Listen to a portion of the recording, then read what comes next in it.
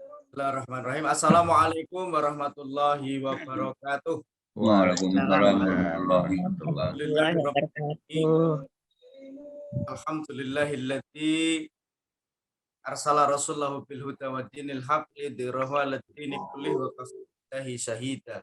Asyhadu an la ilaha illallah wa asyhadu anna Muhammadan abduhu wa rasuluh. Allahumma salli wa sallim wa barik ala Muhammad wa ala alihi wa sahbihi ajmain. Yang kami hormati, kami sayangi guru kita semua, narasumber kita, Ustaz Dr. Agus Sukaja, Magister Kesehatan, serta segenap partisipan Forum Golden Habit, maaf sekalian yang insya Allah dirahmati oleh Allah Subhanahu Wa Taala. Puji dan syukur hanyalah milik Allah Subhanahu Wa Taala yang telah memberikan limpahan nikmat kepada kita. Alhamdulillah. Pada kesempatan kali ini atas nikmat yang telah diberikan kita bisa berjumpa kembali dalam forum kita, sekali forum Golden Habit yang mulia ini. Mudah-mudahan dari awal hingga akhir Allah Subhanahu Wa Taala senantiasa ridho terhadap agenda kita dan acara kita pada kesempatan kali ini.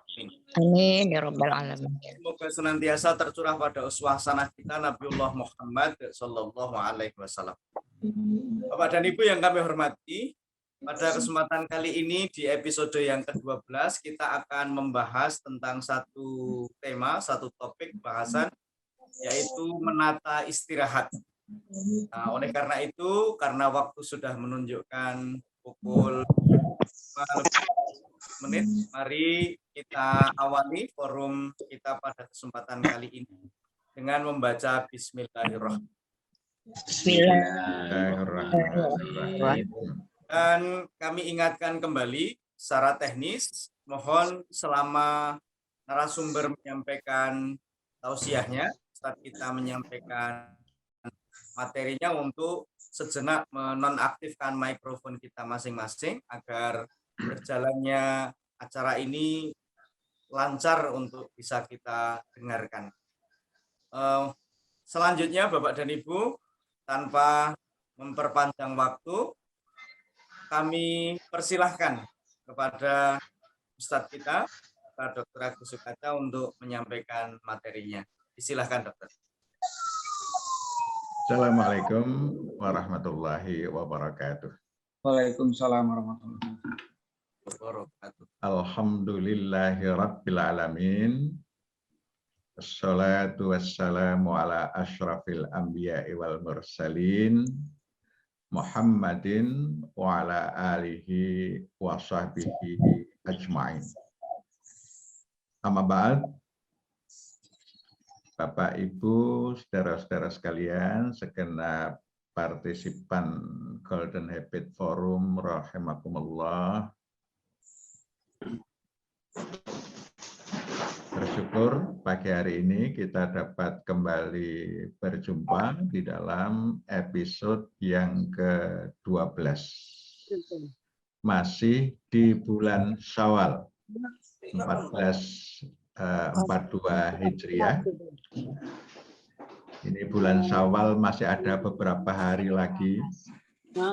Ya, mengingatkan Bapak Ibu yang belum selesai ya, puasa Syawalnya, nah, segera diprioritaskan untuk bisa diselesaikan. Oleh karena puasa Syawal ini puasa yang menyempurnakan puasa Ramadan kita. Nah, sehingga Ramadan plus puasa Syawal itu seakan-akan kita puasa sepanjang tahun. Ini tentu luar biasa dan monggo ya kita isi Syawal kita ini dengan puasa Syawal yang sempurna 6 hari. Ya. Ini 6 hari ini perlu kita prioritaskan. Yang belum selesai masih ada waktu. Baik Bapak Ibu sekalian, ya, topik kita hari ini adalah tentang menata istirahat. Apa penting? Ya. Karena dengan istirahat yang berkualitas, kita bisa menata hidup kita berkualitas. Karena kita tidak mungkin melakukan sesuatu itu dengan cara yang terbaik ketika kondisi tubuh kita tidak fit. Nah, istirahat itu termasuk bagian dari cara untuk menjaga agar tubuh kita dalam keadaan yang fit. Sehingga dengan kondisi yang fit tadi, kita bisa beramal ya, dengan cara terbaik yang bisa kita lakukan. Kita diberikan hidup ya, di dunia ini, ya, diberikan kesempatan untuk melakukan yang terbaik. Bagaimana difirmankan oleh Allah, Allazi khalaqal mauta wal hayata liyabluwakum ayyukum ahsanu amala wa huwal azizul ghafur. Ya Allah yang menjadikan mati dan hidup untuk menguji siapa di antara kamu sekalian yang lebih baik amalnya. Dan Dia Maha Aziz lagi Maha Ghafur. Jadi kita diberikan kesempatan hidup ini untuk membuktikan apakah kita termasuk yang memiliki amal terbaik. Dan Allah ya, memberikan kita kesempatan untuk mendiami bumi ya, selama masa tertentu. Ya, ini dulu kita sampaikan pada visi misi. Ya. Ini kita diberikan kesempatan ya, mulai lahir, kemudian sampai mati. Nah ini masa ini namanya adalah al-asr, lahir sampai mati. Ya. Ini kita diberikan diberikan masa untuk hidup, ya. Disebut al-asr. Nah, ini masanya ya mulai masa anak-anak, kemudian ada masa yang disebut dengan masa mukallaf. Masa anak ini adalah masa persiapan untuk melakukan ya amalan-amalan yang dinilai oleh Allah. Pada masa anak belum dinilai, tapi itu adalah masa pembentukan supaya ketika mulai dinilai itu sudah siap. Ya. Ini masa al-asr. Nah, di dalam al-asr ini semua ya, manusia berada di dalam kerugian. Innal insana lafi khusrin. Orang yang menjalani masa tiap detik, tiap menit, tiap jam berlalu, ya, hingga hari, hingga minggu, bulan, tahun, dan seterusnya berlalu, itu semua itu rugi. Ya. Jadi kita hidup di dunia itu menumpuk kerugian. Ada akumulasi kerugian. Nah, ada perkecualiannya. Ya, yang tidak rugi hanya illal ladzina amanu wa amilus shalihat wa tawashaw bil haq wa tawashaw bis sabr. Itu yang tidak rugi. Ya. Yang beriman, jadi syaratnya iman, amal soleh, ya, dan saling mengingatkan, saling menasihati untuk berada di jalan yang hak dan tetap sabar di jalan yang hak. Nah, ini masa yang Allah berikan buat kita, masing-masing kita masanya berbeda, dan tentu harapannya kita bisa menyelesaikan kehidupan di dunia ini yang pada akhirnya dipanggil oleh Allah dengan sebutan ya ayyatuhan nafsul mutmainnah, ya, wahai jiwa yang mutmainnah, ya, dan kita diminta pulang, ya, irji'i ila rabbiki radiyatan mardiyah fadkhuli fi ibadi wadkhuli jannati. Nah, itu harapan kita menyelesaikan kehidupan dunia ini dengan husnul khotimah. Kita semua tidak tahu kapan ini akan berakhir. Ya. Jadi tidak ada yang diberitahu. Sebab kalau diberitahu, pada saat-saat terakhir kita bisa melakukan yang terbaik. Ya. Tapi karena tidak tahu, ini orang yang memilih melakukan terbaik, saya kira termasuk orang-orang yang luar biasa. Nah, sebelum kita lanjutkan, saya mengajak Bapak Ibu sekalian menonton. Ini ada video yang saya dapatkan yang cukup bagus, ya. Mudah-mudahan bisa diputar. Baik, ini sebenarnya bercerita tentang apa? Tentang seorang profesor, ya, yang meletakkan apa namanya dalam sebuah tabung, ya, itu dia ada batu, ada kerikil, ada pasir, ada air, ya. Nah, di situ apa namanya dia memasukkan batu-batu besar. Nah, ketika batu-batu yang besar itu sudah dimasukkan ke dalam tabung, ya, kemudian sudah penuh, dia bertanya kepada mahasiswa, apakah sudah penuh? Ya. Nah, semua menjawab, ya sudah penuh. Ya. Nah, kemudian dia mengeluarkan kerikil, ya. Kerikil itu dimasukkan, ternyata masih banyak kerikil yang bisa masuk di dalam di dalam tabung itu. Ya. Nah, setelah penuh, tanya lagi pada mahasiswa, ya, apakah sudah penuh, bisa diisi lagi? Oh, nggak bisa diisi lagi. Ternyata kemudian dikeluarkan apa pasir, masih banyak pasir yang bisa mengisi. Ya. Kemudian terakhir apa air, ternyata masih bisa air yang masuk ke dalam tabung lagi. Nah di situ ini menjadi sebuah pelajaran bahwa kalau kita mengisi tabung kita, ya, atau ember gitu, ya, dengan air terlebih dahulu, maka sulit memasukkan yang lain-lain, atau kita isi pasir, maka batunya nggak bisa masuk, ya, kerikilnya nggak bisa masuk. Tapi dengan memasukkan batu-batu dulu, kemudian kerikil, ya, pasirnya bisa masuk, airnya bisa masuk. Nah, ini sebuah pelajaran buat kita di dalam apa? Di dalam melakukan kehidupan ini. Kita mesti mulai dari hal yang paling penting terlebih dahulu, ya, baru setelah yang penting itu kita lakukan, kita bisa melakukan yang kurang penting. Tetapi kita harus mulai dari yang paling penting dulu. Itu pelajarannya. Ya. Nah, sekarang apa yang menjadi batu-batu besar kita? Ya. Yang amalan-amalan apa yang paling penting buat kita sekalian? Nah, ini kita perlu melakukan, kita pernah ada sesi berbicara tentang amalan yang paling penting. Prioritas tertinggi dari apa yang kita lakukan.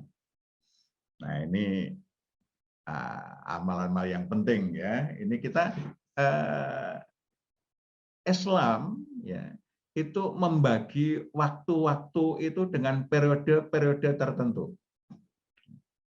Jadi misalnya mulai maghrib isya, ya, kita mulai maghrib isya karena apa? Pergantian waktu kita itu dimulai dari ghurubus syams, dari tenggelamnya matahari.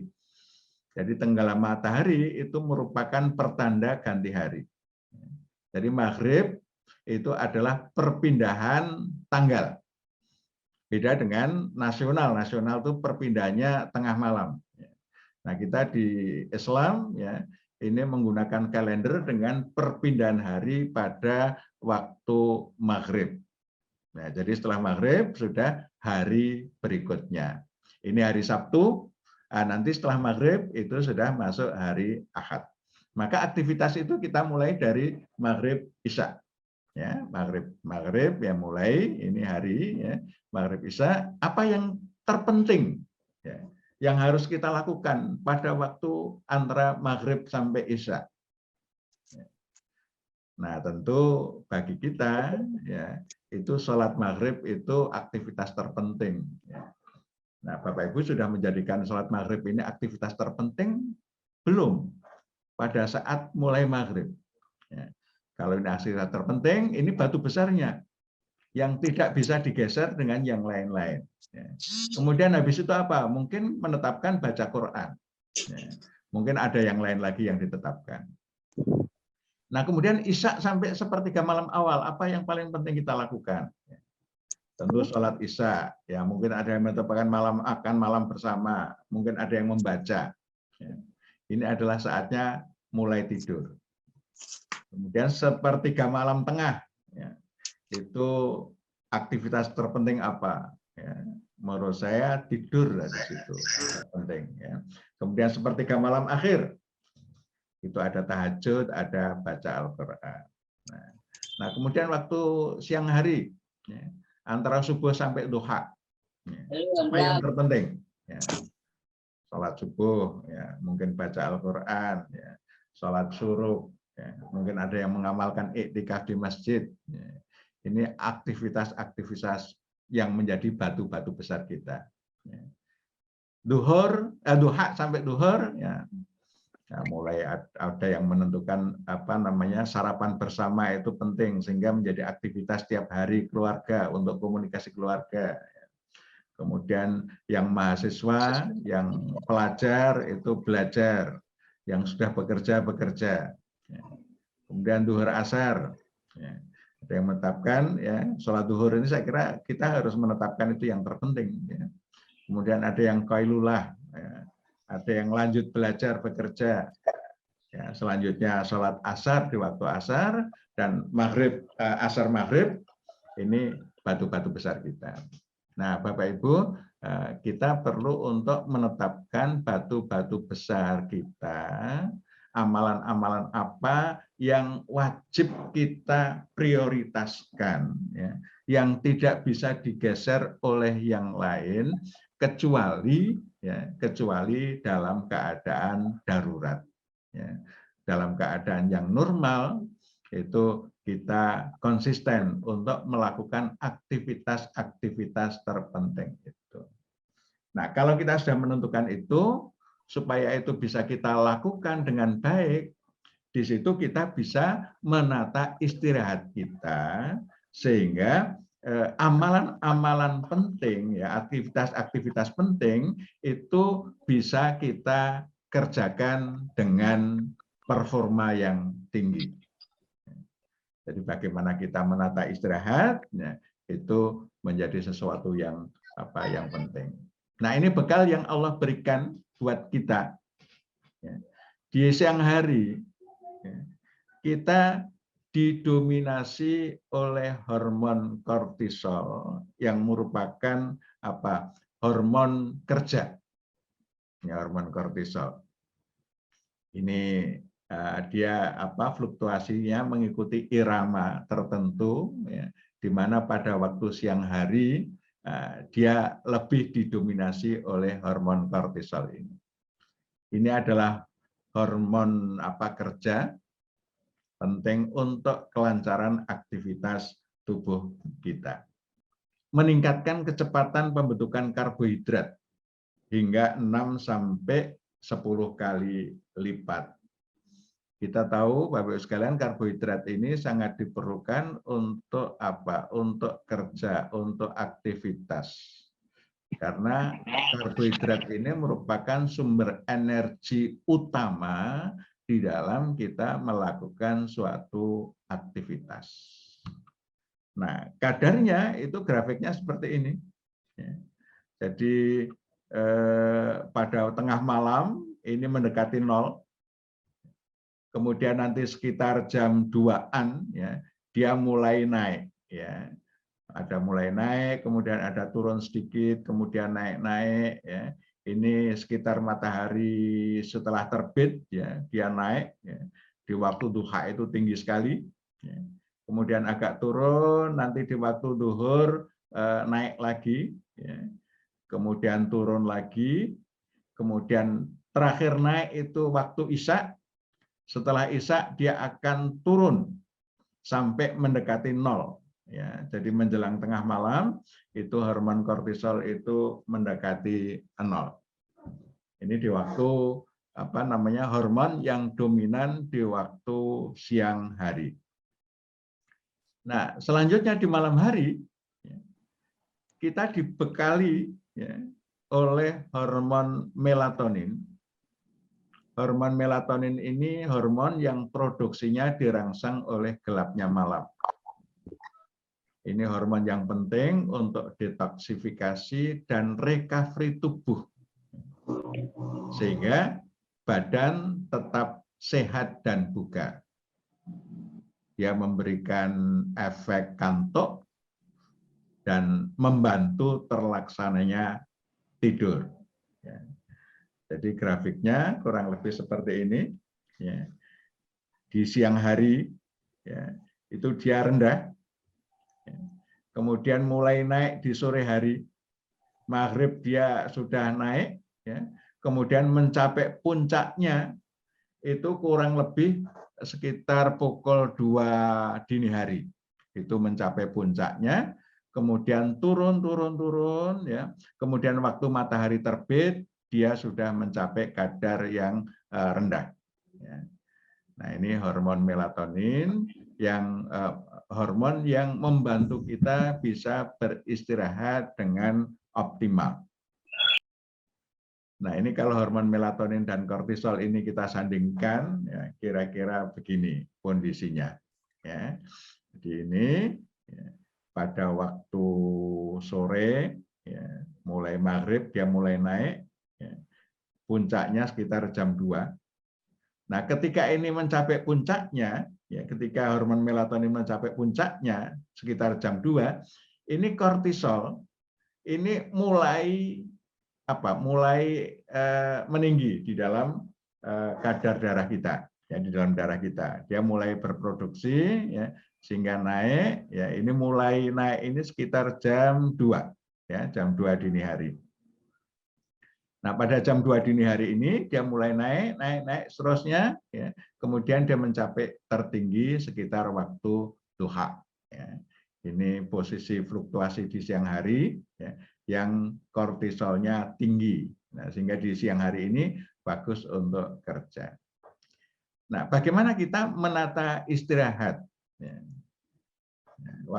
Waktu tidur terbaik kita itu adalah ketika melatoninnya mulai meningkat. Dia sudah grafik naik.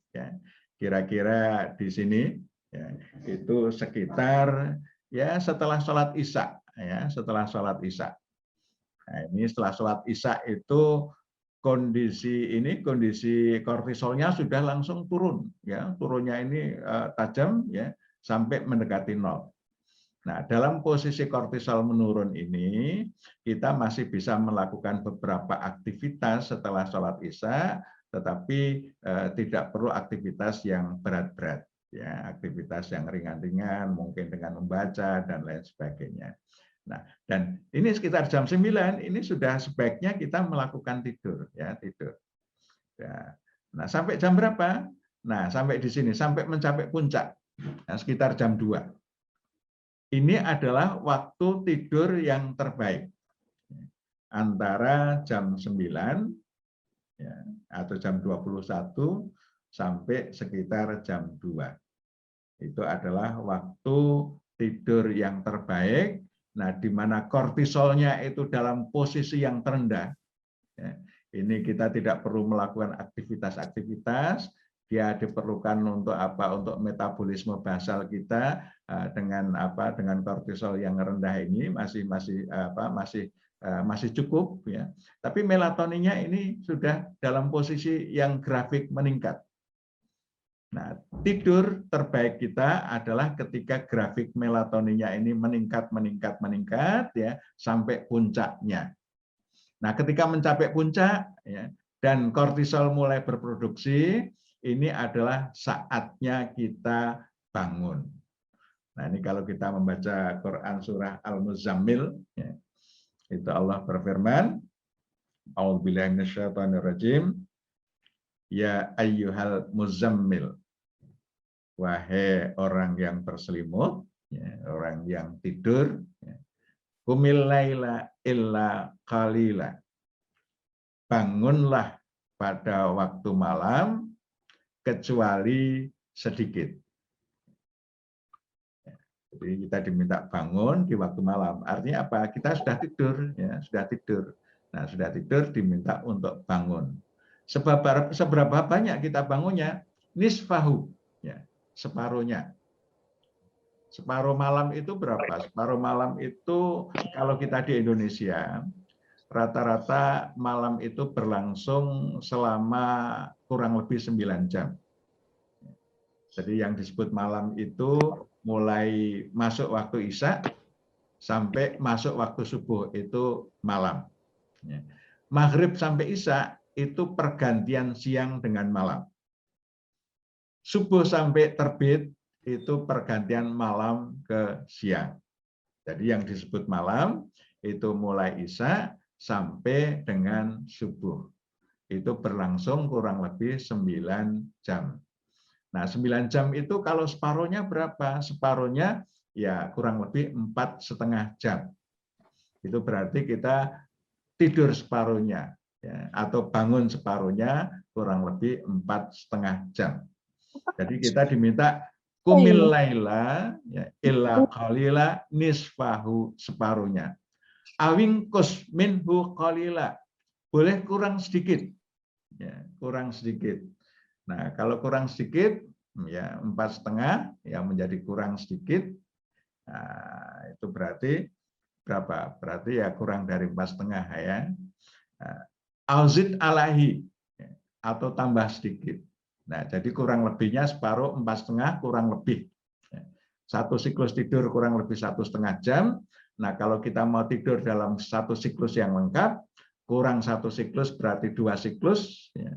Itu 3 jam, lebih sedikit berarti 4 siklus, berarti kita tidur selama 6 jam.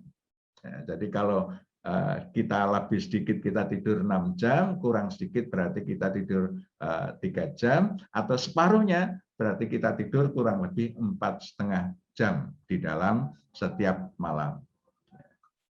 Warattilil Qur'ana tartila. Nah, ini yang kita lakukan, ya. Ini malam bangun itu untuk apa? Rattilil Qur'ana tartila. Membaca Al-Qur'an dengan tartil. Membaca tartil itu membaca yang diperhatikan maknanya. Jadi membacanya pelan-pelan sambil memahami, meresapi, kontemplasi. Ini kalau perintah sudah diamalkan belum, kalau larangan sudah dijauhi belum, kalau itu petunjuk sudah dijadikan petunjuk atau belum. Itu mestinya yang kita lakukan ketika membaca Al-Qur'an. Nah, ini waktu malam di mana kita ya diperintahkan untuk rattilil Qur'ana tartila. Di dalam ayat yang lain Allah juga memerintahkan kita wa minal laili fatahajjat bih, ya. Dan di waktu malam bertahajudlah kamu, ya, nafilatal lak, ya, sebagai amal nawafil buat kamu sekalian.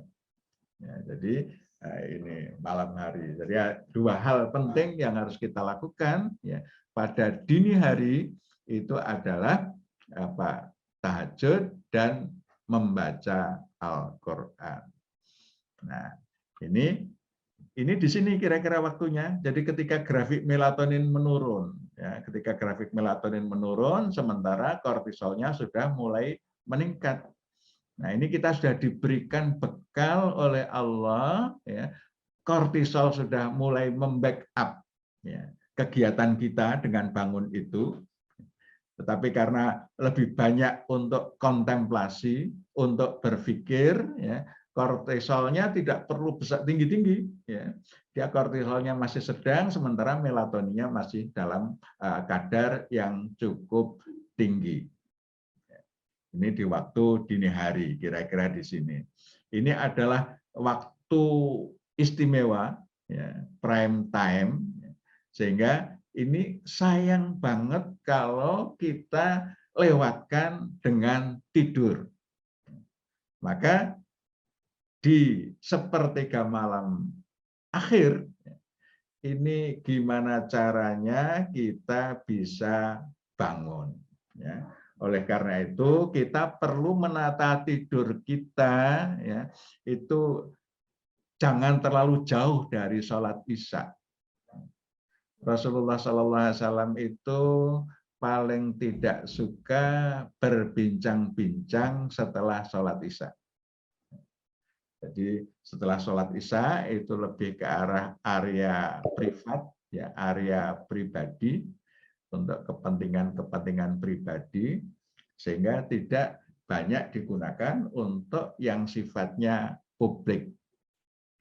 Nah, ini dulu di PWM Kaltim ini pada waktu awal periode saya tahun 2005, ya, itu awal-awal itu kita sering rapat habis sholat Isya.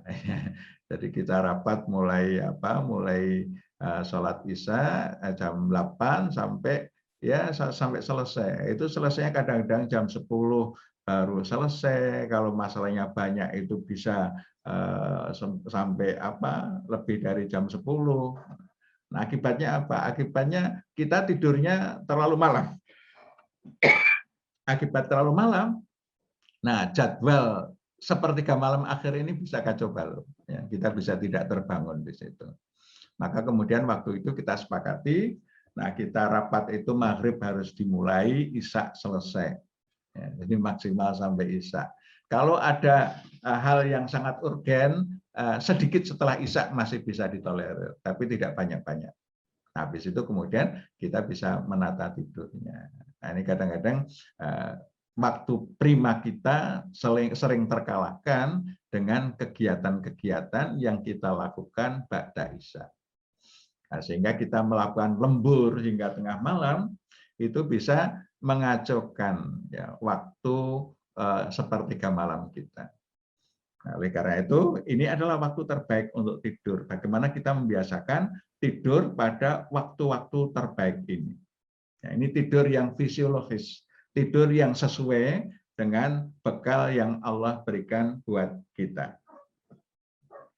Nah, siklus tidur ini Bapak Ibu sekalian, satu siklus kurang lebih 90 menit. Nah, kalau kita tidur setengah malam, ya, itu berarti 3 siklus, 4,5 jam.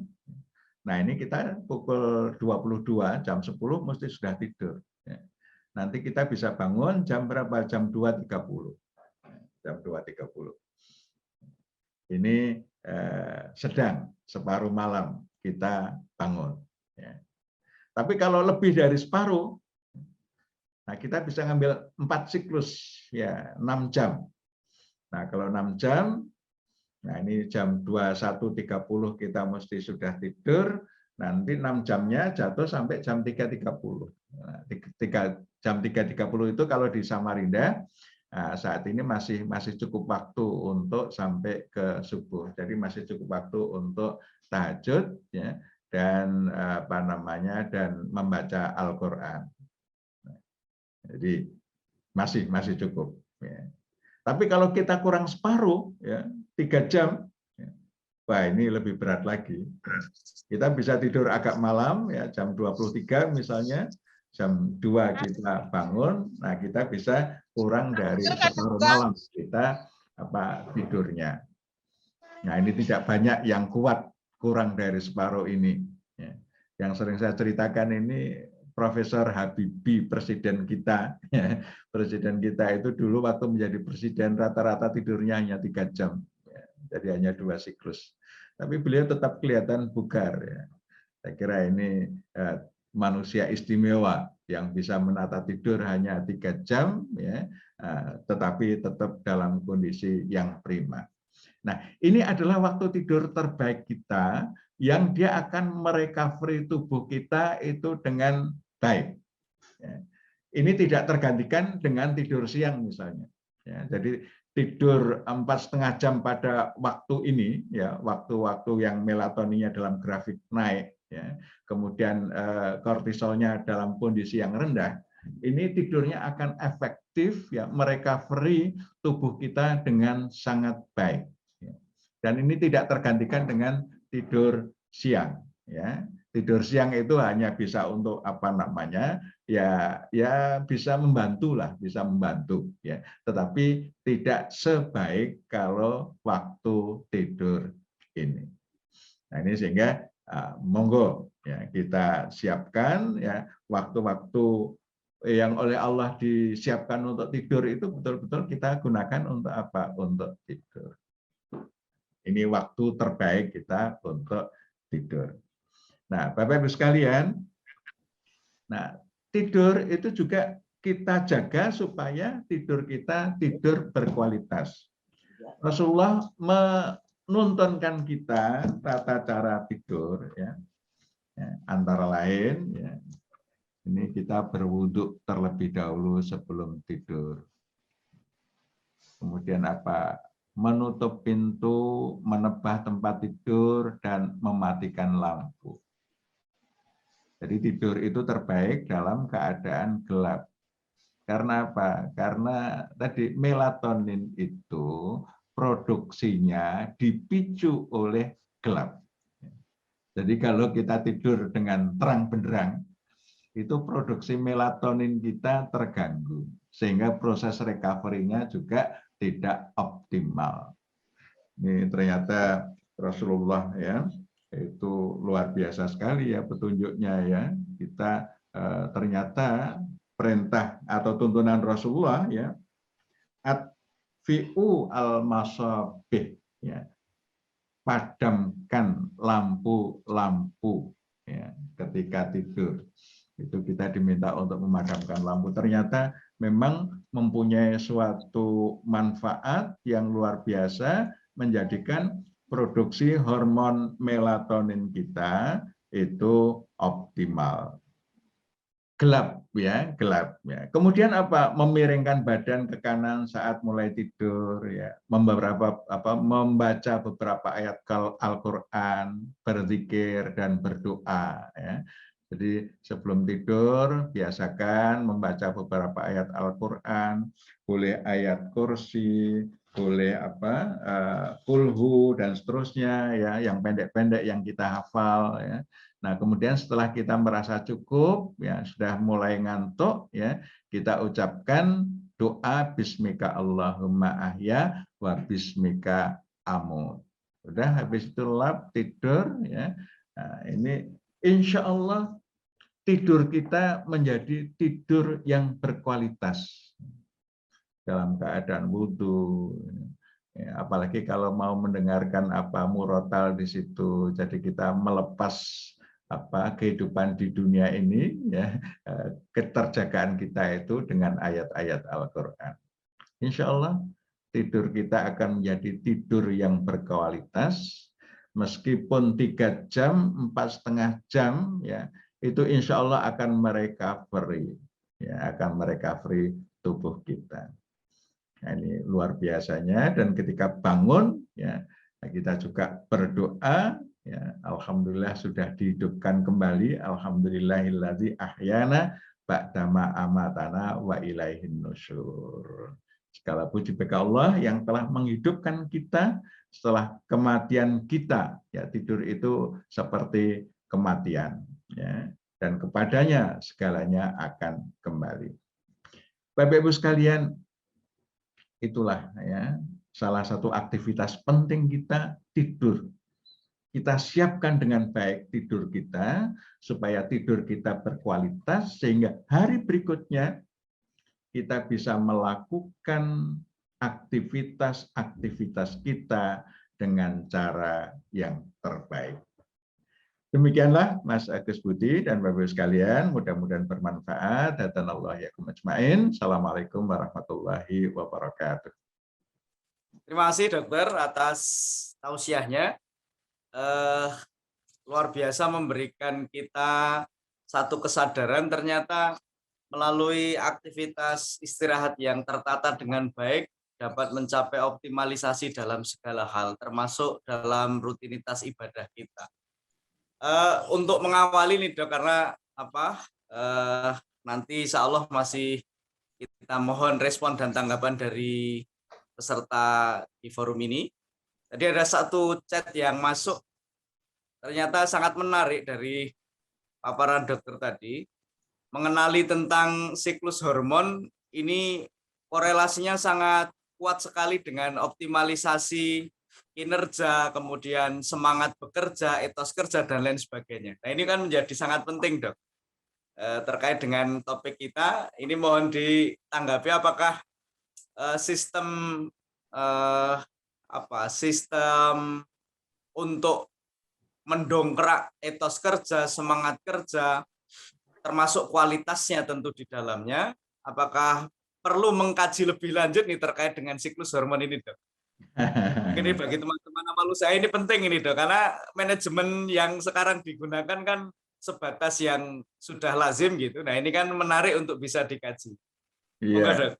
itu bisa menjadi kajian yang sangat menarik sebenarnya, karena kita itu punya irama sirkadian. Irama sirkadian itu antara lain bagaimana fluktuasi hormonal tubuh kita berbasis waktu. Jadi misalnya dia pagi hari bagaimana, siang hari bagaimana, malam hari bagaimana, itu ada iramanya. Dan kita bisa menyesuaikan aktivitas hidup kita itu sesuai dengan irama itu supaya kita bisa mendapatkan hasil yang optimal. Kalau kita menyalahi sunatullah, ya, irama itu kan termasuk bagian dari sunatullah, ya, maka hasilnya pasti tidak optimal. Ya.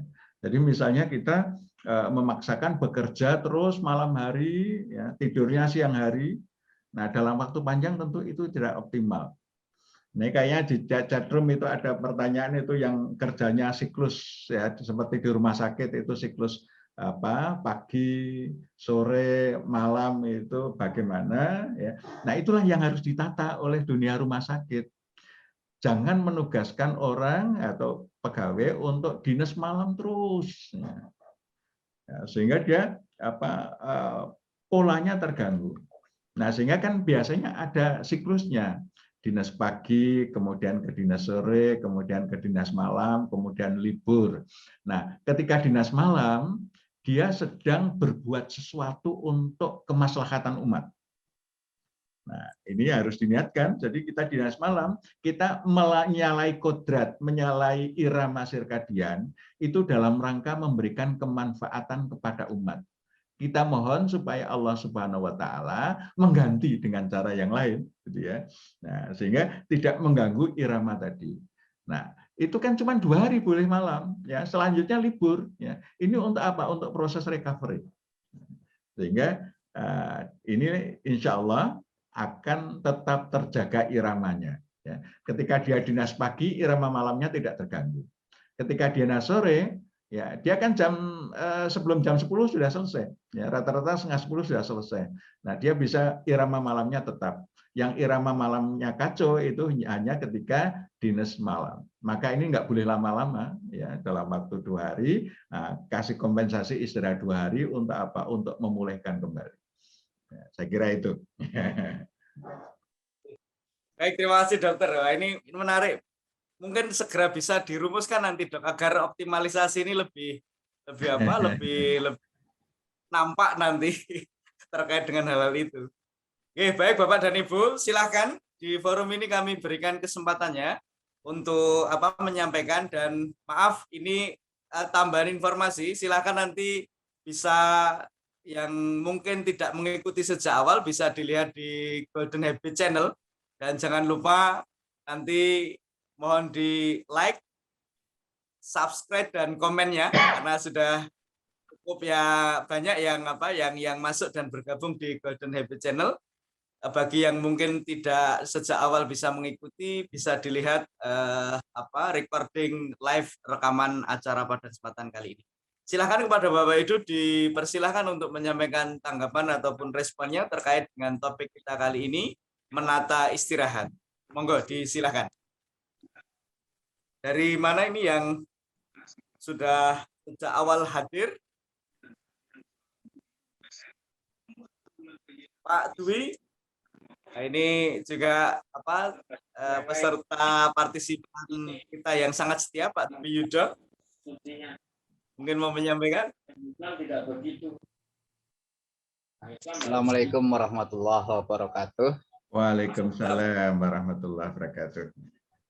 Ya, dalam kehidupan sehari-hari itu memang sangat terkait dengan bahasa saya sebagai orang awam itu adalah prioritas sebagaimana yang disampaikan oleh Ustadz Dr. Agus Kaca. Jadi prioritas utama itu memang harus diikat dengan semangat. Yang pertama, semangat yang perlu disampaikan adalah semangat untuk mengabdi kepada Allah. Jadi ketika kita sudah terikat dengan semangat mengabdi kepada Allah, maka masa-masa yang digunakan untuk istirahat itu, maka kita akan ingat dalam memorinya, bahkan Allah akan bangunkan ketika kita akan menghadapi kewajiban yang kita harus tunaikan. Jadi saya ketika jadwalnya itu padat, ya Allah saya akan istirahat 10 menit saja. Maka ketika 10 menit itu Allah bangunkan untuk melanjutkan aktivitas berikutnya. Saya selaku pendidik yang tentu saja ini berhadapan dengan masa COVID ini, banyak waktu yang tersita untuk menghadapi siswa. Dan siswa itu tidak setertib ketika pada masa-masa normal. Kalau pada masa normal, maka tugas-tugas itu akan tertib. Tapi pada masa COVID ini, siswa itu cenderung sesuai dengan yang dimau. Jadi menyerahkan tugas itu adalah sepanjang waktu. Nah itu yang salah satunya termasuk juga akhirnya mengganggu aktivitas yang layaknya waktu normal. Tapi saya mensiasati untuk itu karena berniat karena Allah, maka insya Allah sudah oleh Allah dibangunkan ketika waktu itu. Ya Allah, bangunkan saya dalam waktu 5 menit untuk istirahat sejenak, maka Allah bangunkan itu. Demikian dari saya. Itu adalah pengalaman saya. Terima kasih. Wassalamualaikum warahmatullahi wabarakatuh. Waalaikumsalam warahmatullahi wabarakatuh. Terima kasih Pak. Tetap semangat di masa pandemi untuk membersamai para peserta didiknya. Semoga Allah biasa menjaga dengan sehat selalu. Semoga ada yang lain? Nanti ditanggapi oleh Itu Dr. Joko itu mungkin yang ahli tidur itu. Ahli anestesi, ahli menidurkan. ahli penidur. Tidak mampu. Jadi begini, Dr. Agus, Mas Budi dan Bapak sekalian, itu memang iya kebutuhan kita ya Mas Agus ya. Sehingga ada batasan-batasan berapa sih waktu tidur yang kita perlukan. Di beberapa yang saya baca, justru tidur yang berlebihan itu penelitian orang itu justru tidak baik untuk kita. Paling bagus itu kira-kira 6 jam lah ya, tidur yang paling efektif gitu. Tapi ada juga Ibu sekalian, tidur atau istirahat itu ada orang-orang tertentu ya yang tidurnya itu dalam waktu sekejap.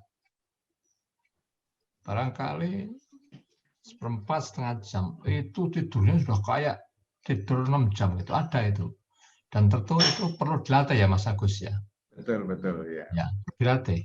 Dan itu ada salah satu contohnya kalau tidak salah itu Pak A.R. Farholim Al-Yahram. Ya, Mas Agus ya. Ceritanya beliau itu kalau sare itu seperempat jam itu langsung seger. Sementara kalau melihat kapasitas beliau waktu itu sebagai ketua PPK kemana-mana itu luar biasa. Artinya tidur itu diperlukan selain juga kuantitas, tapi yang lebih penting itu kualitasnya. Dan ternyata orang tidur itu kalau saya amati ya, walaupun dia tidur, ternyata stimulasi-stimulasi, rangsangan-rangsangan itu ternyata masih ada. Jadi ada orang bilang bahwa orang tidur itu ternyata dalam tanda kutip tidak tidur gitu. Sehingga sering saya sampaikan kepada teman-teman yang di kamar operasi, hati-hati dengan orang yang kita bius ya. Karena walaupun dia tidak sadar dia tidur, itu masih mendengarkan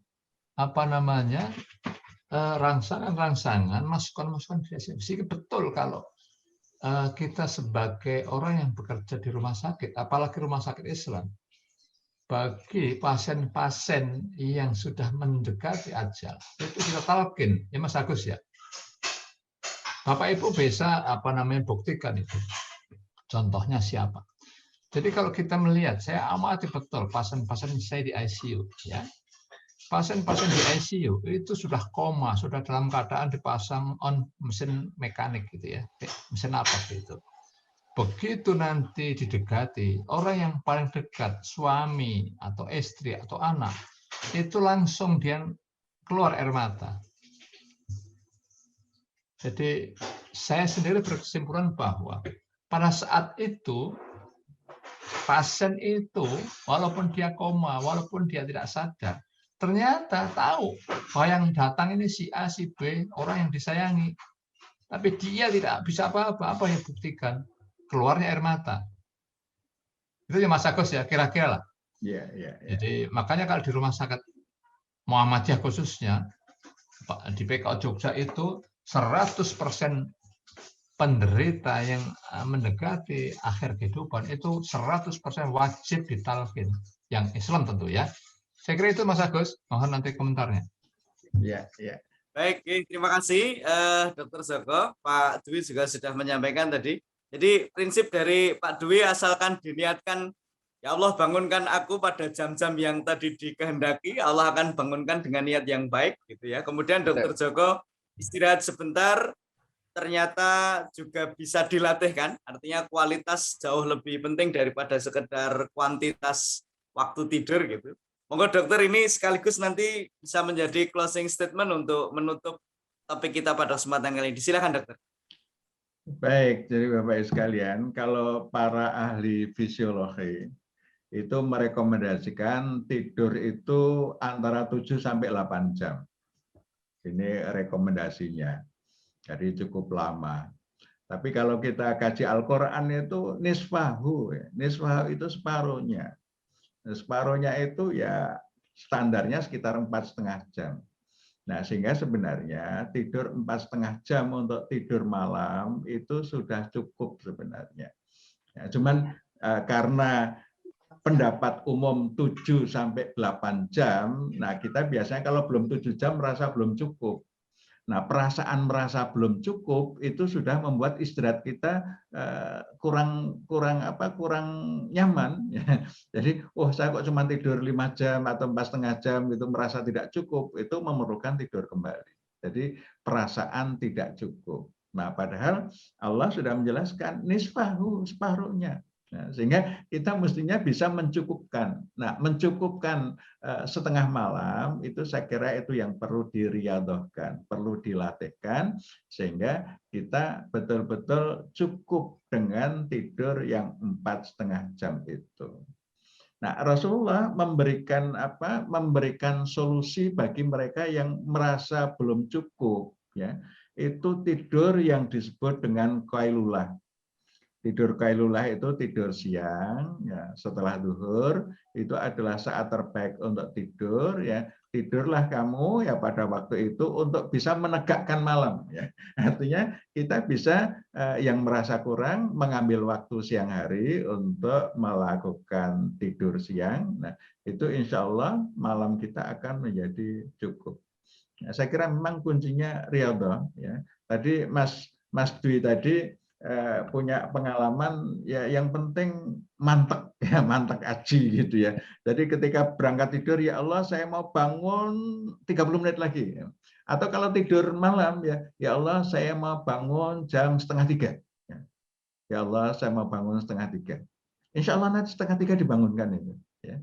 Dan untuk tahap awal kita bisa apa? Bisa minta bantuan alarm. Ya, kita punya HP itu bisa kita setting alarm sesuai dengan kita mau bangun jam berapa. Kalau saya mau bangun 2:30, nah nanti alarm itu akan membantu kita untuk tidur.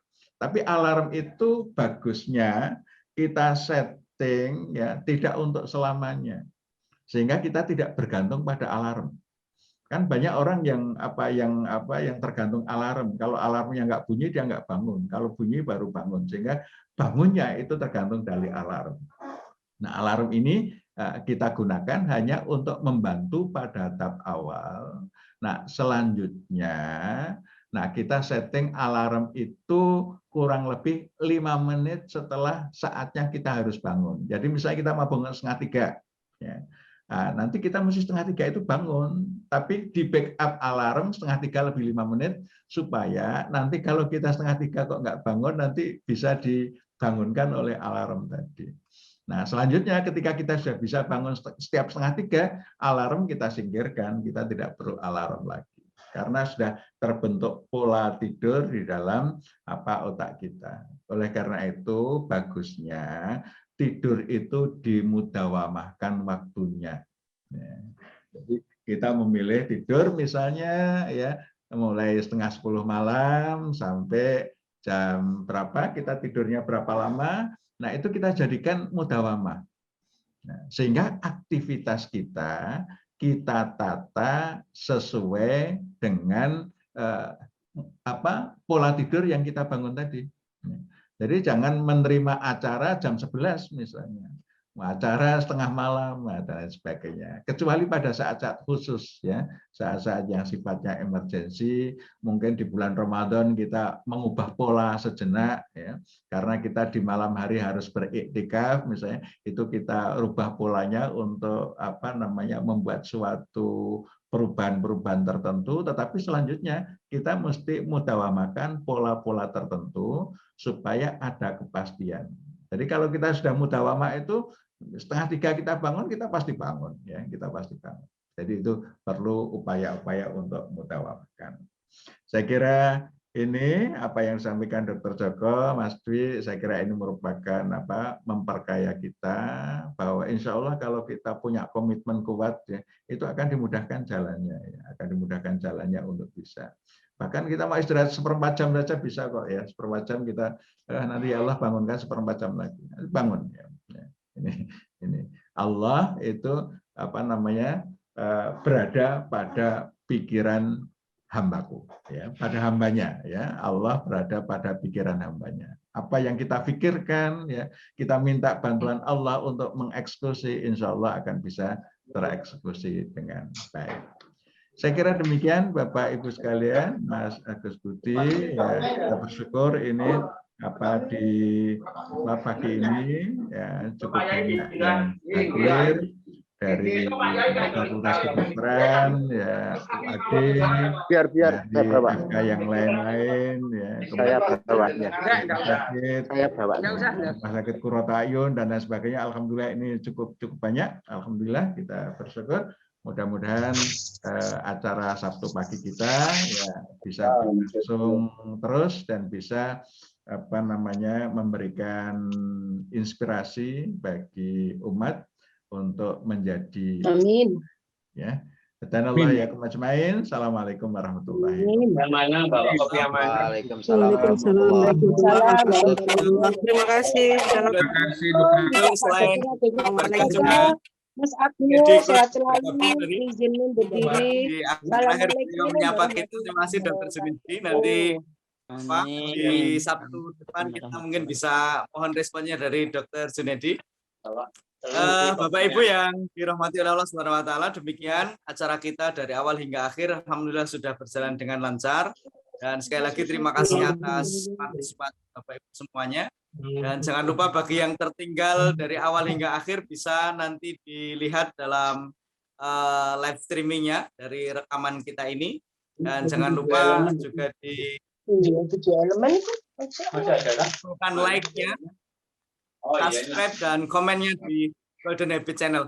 Saya kira mari kita akhiri pertemuan pada kesempatan kali ini karena sudah menunjukkan waktu dengan berdoa kepada Allah Subhanahu wa taala dengan membaca doa kafaratul majlis dari tempat kita masing-masing. Bismillahirrahmanirrahim. Allahumma wa bihamdika asyhadu an la ilaha illa anta astaghfiruka wa atubu ilaik.